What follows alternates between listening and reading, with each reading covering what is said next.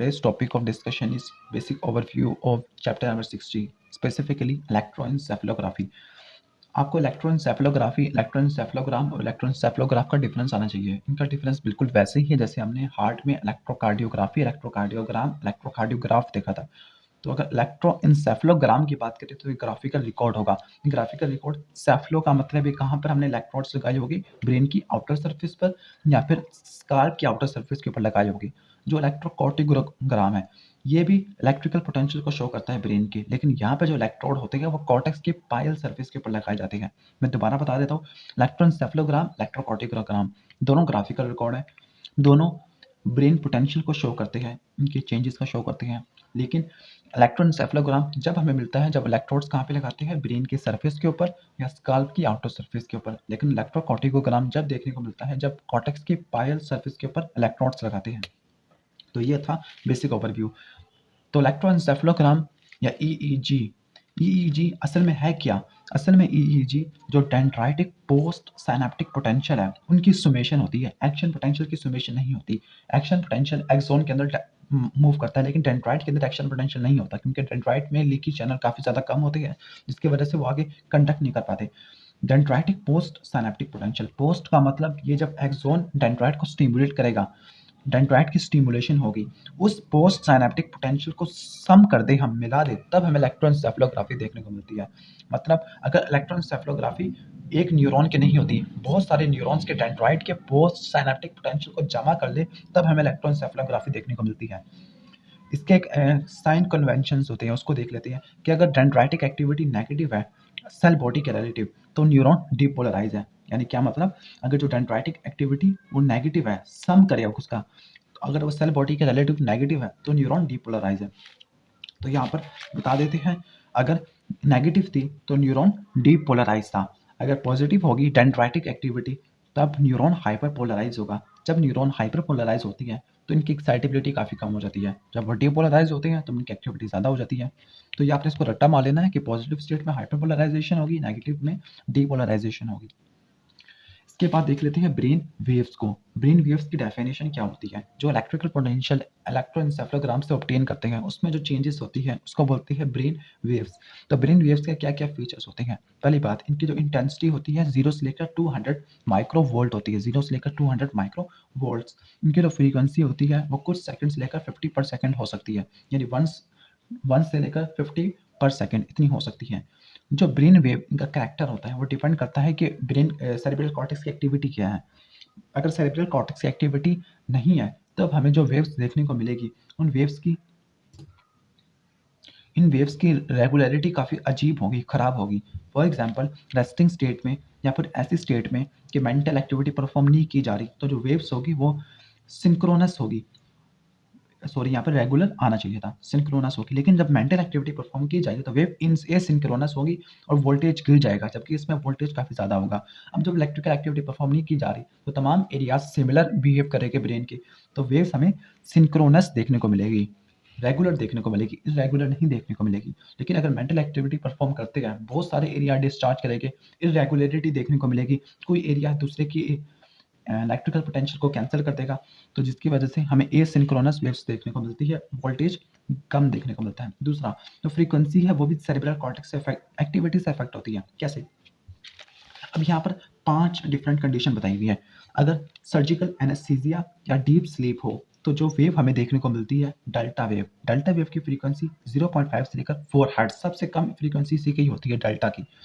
तो ये कब देखने को मिलती है? सर्जिकल एनेस्थीसिया में और डीप स्लीप में। डीप स्लीप में गाइटन के मुताबिक स्टेज नंबर 4, लेकिन गैलोन के मुताबिक स्टेज 3 और स्टेज 4 डेल्टा वेव की वजह से होती है, लेकिन आप गाइटन को फॉलो करना स्टेज 4 डेल्टा वेव्स।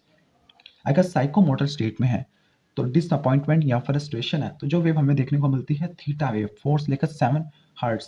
अगर अवेक स्टेट में है, रिलैक्स है, लेकिन अभी आई क्लोज्ड है, माइंड वांडरिंग है, किसी चीज़ पर फोकस नहीं किया हुआ, तब जो हमें वेव देखने को मिलती है अल्फा वेव। अल्फा वेव की फ्रीक्वेंसी 8 से लेकर 13 होती है। इसके बाद अगर अलर्ट है, वेकफुलनेस है, लेकिन अटेंशन हमने फोकस कर लिया किसी चीज़ के ऊपर, तो जो वेव हमें देखने को मिलेगी वो है बीटा वेव। बीटा वेव की फ्रीक्वेंसी 13 से लेकर 30 हर्ट्ज तक होती है। इससे भी ज़्यादा फ्रीक्वेंसी होगी वो होगी गैमा वेव की। तो गैमा वेव की जब होगी या जब देखने को मिलेगी जब इंडिविजुअल अराउज करेगा और वो किसी अटेंशन करेगा, फोकस करेगा अटेंशन किसी चीज़ पर। यहाँ पर जो वेकफुलनेस स्टेट में था लेकिन यहाँ पर रिलैक्स था, लेकिन यहाँ पर अगर इंडिविजुअल अराउज करता है, उठ जाता है और फोकस करता है, तब हमें देखने को मिलती है 30 से लेकर 80 हर्ट्ज। और अगर इंडिविजुअल कोई मोटर एक्टिविटी को इनिशिएट करता है तो हमें irregular high frequency oscillatory wave देखने को मिलती है। तो मैंने पूरी तरतीब से बता दिया, आप इस डायग्राम से भी देख सकते हैं।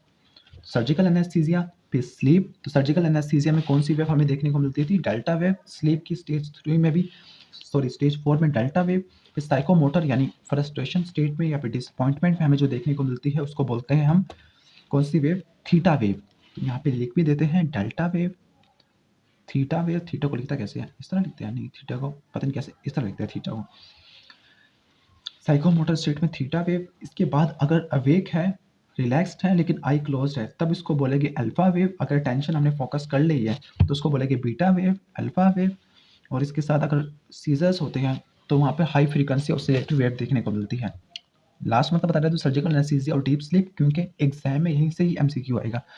डेल्टा वेव फ्रीक्वेंसी 0.5 से लेकर 4 हर्ट्ज, साइकोमोटर फ्रस्ट्रेशन या डिसअपॉइंटमेंट, थीटा वेव 4 से लेकर 7 hertz, awake relaxed eye closed mind wandering, alpha wave 8 से लेकर 13 hertz, alert wakefulness attention focus on something, beta wave. लेकिन अगर अटेंशन कर लिया है लेकिन इंडिविजुअल अराउज भी हो गया, उठ गया अपनी जगह से, उसको बोलेंगे गैमा वेव, एक्टिवेशन होगी। और इंडिविजुअल उठने के बाद कोई मोटर एक्टिविटी परफॉर्म करेगा तब जो वेव्स देखने को मिलेगी उनकी फ्रीक्वेंसी काफ़ी ज़्यादा होगी। अब हम देख लेते हैं इलेक्ट्रोएन्सेफेलोग्राम पे जो वेव्स होती है वो कौन कौन सी होती है, किस कंडीशन में अपेयर होती है, इनकी फ्रीक्वेंसी क्या होती है और मोस्ट प्रोमिनेंट साइड क्या होती है।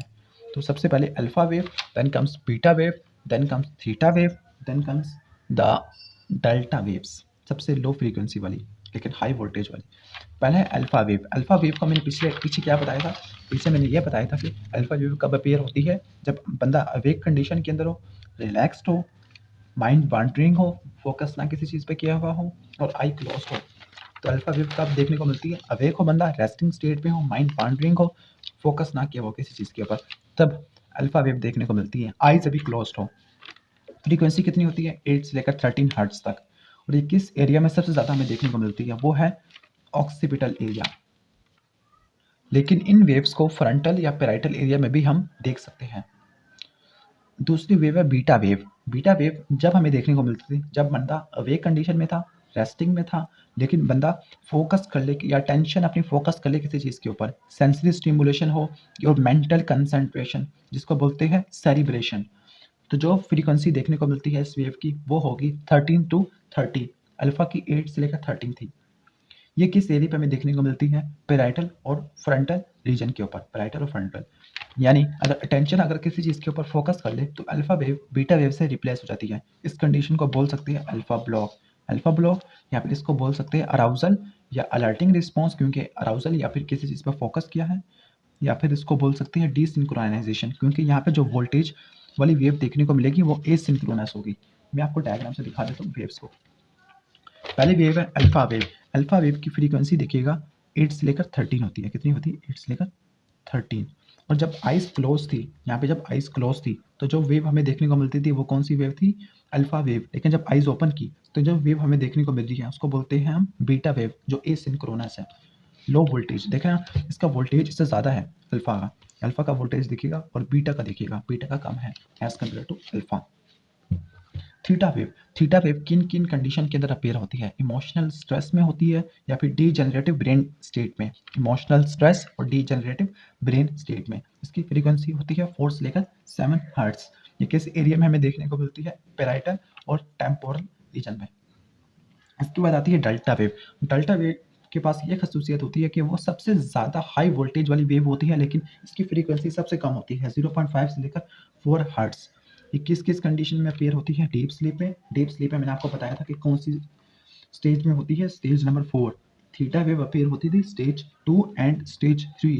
इसके साथ ये इन्फेंसी में अपेयर होती है। अगर ये अडल्ट में हो तो अडल्ट में होने का मतलब कोई ऑर्गेनिक ब्रेन डिजीज है, तो ये हाई वोल्टेज वेव होगी। तो यहाँ से आपको दिखा देता हूँ डायग्राम से। तो ये इसका वोल्टेज देखिएगा सबसे ज़्यादा 50 माइक्रोवोल्ट।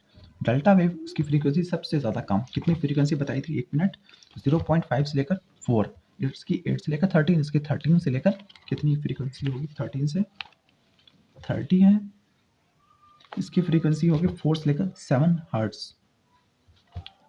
थीटा वेव कब अपीयर होगी, इमोशनल स्टेट में या फिर डिसअपॉइंटमेंट में या फिर डीजेनरेटिव ब्रेन स्टेट में, ये ऑर्गेनिक ब्रेन स्टेट के अंदर अपीयर होगी।